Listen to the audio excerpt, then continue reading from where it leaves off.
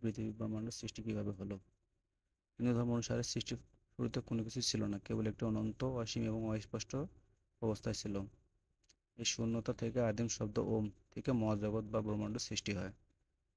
হিন্দু সৃষ্টিতত্ত্বের ব্রহ্মা হলেন সৃষ্টির দেবতা, যিনি বিষ্ণুর মাধ্যমে জগৎ রক্ষা করে এবং শিবের মাধ্যমে ধ্বংস করে প্রক্রিয়া মাধ্যমে জীবনচক্রে বজায় রাখেন। এটি একটি পুনরাবৃত্তি প্রক্রিয়া, যেখানে ব্রহ্মার একদিন বা কল্প শেষ হয়ে সমগ্র ব্রহ্মাণ্ড ধ্বংস হয়ে যায়।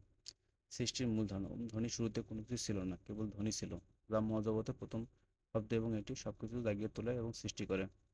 ওম ধ্বনি শক্তি থেকে মহাজগতের সৃষ্টি হয় এবং এর মাধ্যমে সমস্ত বস্তু ও জীবজগৎ বিকাশ হয়। ব্রহ্মার ভূমিকা: ব্রহ্মা হলেন সৃষ্টির দেবতা এবং তিনি ব্রহ্মাণ্ড সৃষ্টি করেন। তিনি সৃষ্টির প্রাথমিক পর্যায় থেকে এক প্রক্রিয়ার সঙ্গে যুক্ত। বিষ্ণু ও শিবের ভূমিকা: ব্রহ্মা যখন সৃষ্টি করেন তখন বিষ্ণু জগৎ রক্ষা করেন এবং শিব ধ্বংস করে রাখেন। এই প্রক্রিয়া চলাকালীন প্রক্রিয়া চলতে থাকে। হিন্দু সৃষ্টিতত্ত্বের একটি মূল অংশ চক্রাকার সৃষ্টি ও ধ্বংস। হিন্দু সৃষ্টিতত্ত্বের প্রধান ব্রহ্মাণ্ড সৃষ্টি ও ধ্বংস একটি অনন্ত এবং চক্রাকার প্রক্রিয়া। একটি কল্প বা ব্রহ্মার একদিন হলে মহাজগৎ একটি সম্পূর্ণ জীবনকাল, যা 4.32 বিলিয়ন বছর স্থায়ী হয়। এই সময়কাল শেষ হলে মহাজগৎ ধ্বংস হয় এবং আবার নতুন করে সৃষ্টির সূচনা হয়, যা ব্রহ্মার মাধ্যমে।